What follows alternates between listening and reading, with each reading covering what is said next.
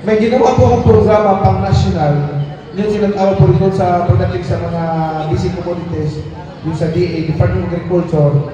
Gumawa po ako ng programa pang-national. Tinatawag po ito ng PDC.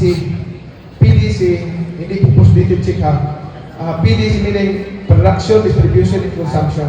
Kasi, kailangan nakokontrol ng ating gobyerno yung presyo pagdating sa market.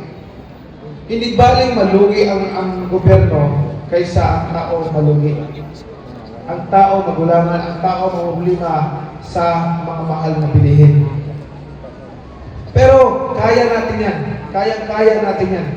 Una-una yung production. Production, nasusukat natin kung ano mga basic commodities, nag-shortage tayo, ano mga kailangan natin palakasin. And then distribution, yun po ngayon. Marami pong mga middleman ang nakikinabang. May na-encounter po kasi ako, kaya po ako nagagawa ng ganyan. Kasi nung last campaigning, may nag-encounter po ako isang farmer na bagong-ani, nag-ani sa kanyang mga produkto. Sabi ko, Manong, kung suwa siya kasi na yung ani niya, may kinita siya eh. Manong, magkano po ba bili sa mga ano niyo, sa ani ninyo? Binili po sa amin ng almost 50 pesos per kilo. At least kumita kami. Masaya na siya. And then, nagawin naman ako sa may palengke, baba ko sa downtown, palengke. Then, tinanong ko, Manang, magkano po ba per kilo nito? Alam mo per kilo, magkano? Almost 300 pesos per kilo. Samantalang binili lang, wala pang 50 pesos per kilo.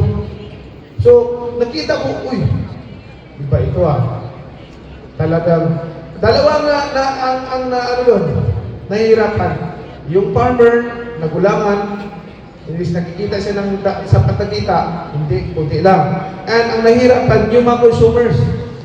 Instead na yung budget nila para sa pagkain, pang isang linggo, magiging 3 days na lang, 2 days na lang.